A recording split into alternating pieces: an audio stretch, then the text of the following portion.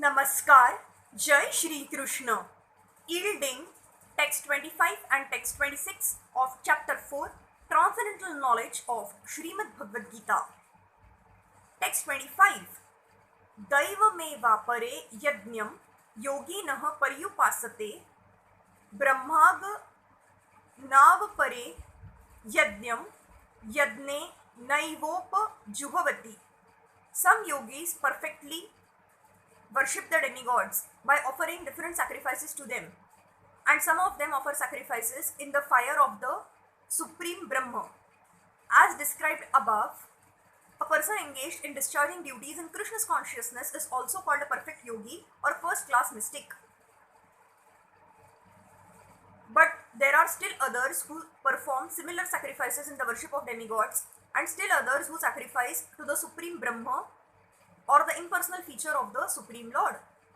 So there are different kinds of sacrifices in terms of different categories. Such different categories of sacrifice by different types of performers only superficially demark varieties of sacrifice. Factually, sacrifice means to satisfy the Supreme Lord Vishnu, who is also known as Yajna.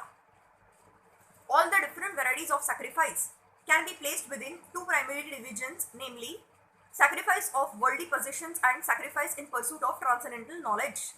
Those who are in Krishna's consciousness sacrifice all material possessions for the satisfaction of the Supreme Lord, while others who want some temporary material happiness sacrifice their material possessions to satisfy demigods such as Indra, the sun god, etc.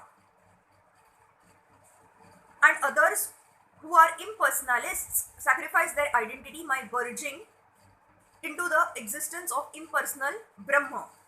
The demigods are powerful living entities appointed by the Supreme Lord for the maintenance and supervision of all material functions like the heating, watering and lighting of the universe. Those who are interested in material benefits worship the demigods by various sacrifices according to the Vedic rituals. They are called Bahu Ishvara Vadi, or believers in many gods. But those who worship the impersonal feature of the absolute truth and regard the forms of the demigods as temporary sacrifice their individual selves in the supreme fire and thus end their individual existences by merging into the existence of the Supreme.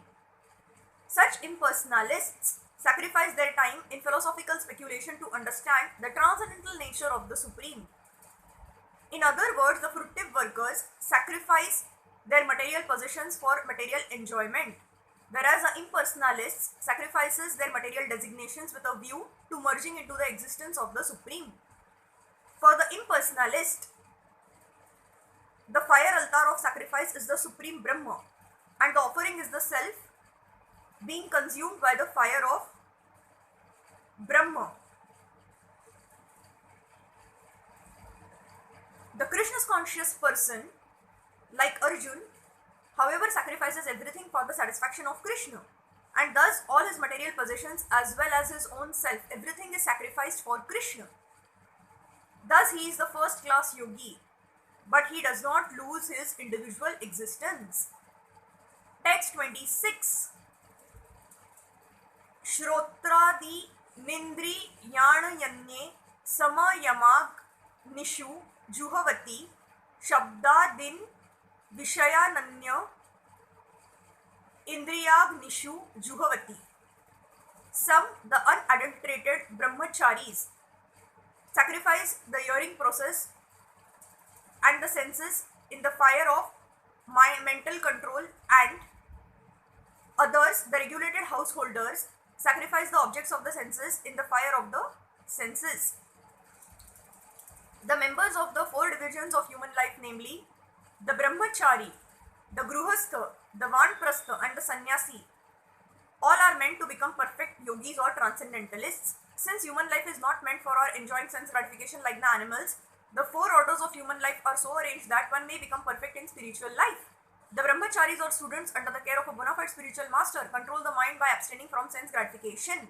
A brahmachari hears only words concerning Krishna's consciousness. Hearing is a basic principle for understanding, and therefore the pure brahmachari engages fully in Harer Namanu Kirtanam, chanting and hearing the glories of the Lord. He restrains himself from the vibrations of material sounds, and his hearing is engaged in the transcendental sound vibrations of Hare Krishna, Hare Krishna. Similarly, the householders who have some license for sense gratification perform such acts with great restraint. Sex life, intoxication, and meat eating are general tendencies of human life, human society. But a regulated householder does not indulge in unrestricted sex life and other sense gratification.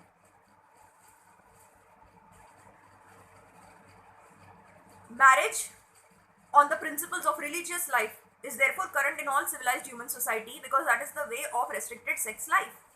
This restricted, unattached sex life is also a kind of yajna because the restricted householder sacrifices general tendency towards sense gratification for higher transcendental life. Thank you.